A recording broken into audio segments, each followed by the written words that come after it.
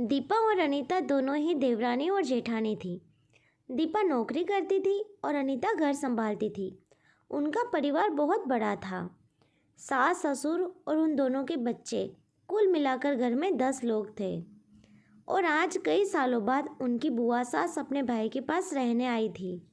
सुबह उठते ही बुआ जी ने देखा दीपा जल्दी जल्दी अपने काम निपटा रही थी। अनीता ने सबका नाश्ता बना दिया, जिस नाश्ते को दीपा ने सबको परोस दिया। इसके बाद दीपा ने खुद अपना टिफ़िन पैक कर दिया और जॉब पर चली गई। अनीता ने फिर दोपहर का खाना बनाया और थोड़ी देर बैठ गई अपनी सास और बुआ सास के पास। बुआ सास से रहा नहीं गया और अनीता से बोली कि छोटी बहू, तेरी जेठानी दीपा तुझ पर बड़ा हुक्म चलाती है। सुबह से देख रही हूँ रसोई घर में तू ही लगी हुई है और वह महारानी दिखावा करने के लिए सबको नाश्ता परोस रही थी, जैसे उसी ने बनाया हो। ये सुनते ही अनीता ने अपनी बुआ सास की तरफ देखा और बड़ी प्यार से कहा, नहीं, ऐसी कोई बात नहीं है बुआ जी, दीपा बहुत ही अच्छी है। बुआ बोली, तू बहुत ही भोली है अनीता, पर मैं सब समझती हूँ, इतनी बूढ़ी में ऐसे ही नहीं हुई। अनीता से अब रहा नहीं गया और वो बोली कि बुआ जी, आपको दीपा दीदी का बाकी सबको नाश्ता परोसना दिखा, मगर आपको ये नहीं पता कि उन्होंने मुझे डांटकर सबसे पहले नाश्ता करवाया, फिर चाय पिलाई, और वो रोज़ ही मुझे सबसे पहले ही नाश्ता करवा देती है, वरना सबका नाश्ता बनाते तो मैं नाश्ता ही ना कर पाऊँ। वो मेरा कितना ख्याल रखती है। दीदी सुबह जल्दी उठकर मंदिर की सफाई करके फूल सजा कर रखती है और वह मुझे खुद से 1 घंटा लेट उठने को कहती है, क्योंकि मुझे उठते ही नहाकर सीधा रसोई में ही जाना पड़ता है। शाम को ऑफिस से आते वक्त दीदी बाज़ार से सब्जियां भी लेकर आती है, क्योंकि हमारे हस्बैंड रात को लेट हो जाते हैं। और दीपा दीदी ने सासू माँ को बाज़ार जाने के लिए मना किया है, क्योंकि माँ जी अब 60 साल से ऊपर की हो चुकी है, कहीं बाज़ार जाते समय उन्हें तकलीफ़ ना हो जाए। वैसे भी उन्हें घुटनों की परेशानी है और जब माँ जी को घूमने का मन होता है तो दीपा दीदी छुट्टी करके खुद उनको घुमाने लेकर जाती है। और हाँ बुआ जी, दीपा दीदी रोज़ शाम को आकर खाना बनाने में मेरी खूब मदद करती है, चाहे वो कितनी भी थकी हुई हो। वो मेरी जेठानी ज़रूर है, मगर वो मुझे अपनी छोटी बहन ही मानती है और मैं उन्हें बड़ी बहन मानती हूँ। ये सब सुनते ही बुआ चुप हो गई। शायद उसकी चुगली अनीता के आगे फेल हो चुकी थी। शाम को दीपा सब्जी की थैली अनीता को पकड़ाते हुए बोली कि अनीता, सब्जियों के साथ वाले थैले में तुम्हारी फेवरेट लेखक की किताब भी लाई हूँ।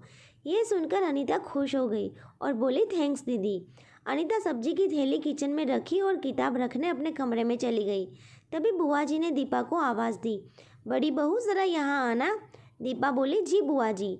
तभी बुआ बोली कि तुम इतनी मेहनत करके कमाती हो और ऐसे ही फालतू किताबें खरीदकर पैसों की बर्बादी कर रही हो, वो भी अपनी देवरानी के लिए। वो तो वैसे भी घर में करती ही क्या है, तुम दिन भर मेहनत करती हो और वो घर पर आराम करती है। इस बात पर दीपा मुस्कुराई और बोली, क्या बुआ जी, आराम? और अनीता, उसे तो कह कह कर आराम करवाना पड़ता है, सुबह से बेचारी लगी ही रहती है किचन में।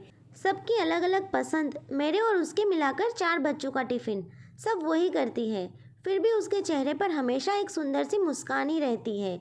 सुबह की चाय पीने का भी समय नहीं रहता उसे। और जब दोपहर को बच्चे आते हैं, फिर उनका खाना, उनकी पढ़ाई, सब वही देखती है। वो है, इसीलिए मुझे बच्चों की चिंता भी नहीं रहती और मैं अपना पूरा ध्यान ऑफिस में लगा पाती हूँ। कुछ दिनों पहले ही प्रमोशन मिला है। मम्मी पापा की दवाई कब ख़त्म हुई और कब लाना है, ये सब वही ध्यान रखती है। घर पर भी कभी कोई रिश्तेदार आते हैं तो उनकी सेवा भी वही करती है।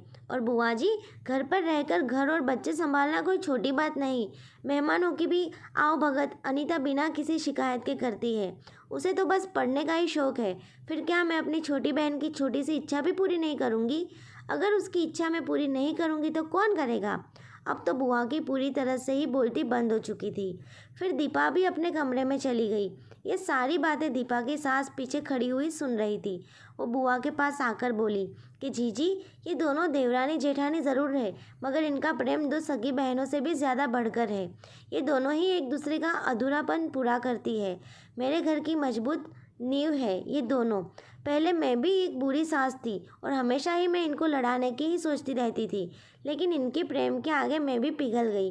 और वैसे भी इनको लड़वा कर नुकसान तो हमारे ही घर का है ना, इसलिए मैं भी इनके ही प्रेम में मिल चुकी हूँ। लेकिन ये बातें दीपा और अनीता की बुआ सास को समझ नहीं आई और वो मुंह घुमाकर अपने कमरे में चली गई, क्योंकि वो तो इन लोगों को लड़वाने ही आई थी। लेकिन दीपा और अनीता जैसी बहुओं के बीच दरार पैदा करना बिल्कुल नामुमकिन था। और दोस्तों, अगर दीपा अनीता जैसी बहू बेटी हर घर में हो तो उनके प्यारे घर को बड़े से बड़ी ताकत भी नर्क नहीं बना सकती। वाकई में ऐसी बहुएं हर घर में हो तो हर घर स्वर्ग बन सकता है। कहानी सुनने के लिए आपका धन्यवाद। और ये कहानी आपको कैसी लगी, आप हमें कमेंट करके अपनी राय ज़रूर बताइए। वीडियो अच्छी लगी तो लाइक और शेयर ज़रूर कीजिए और चैनल पर नए हैं तो सब्सक्राइब करना बिल्कुल ना भूलें। अब मिलते हैं नई कहानी के साथ, तब तक के लिए बाय।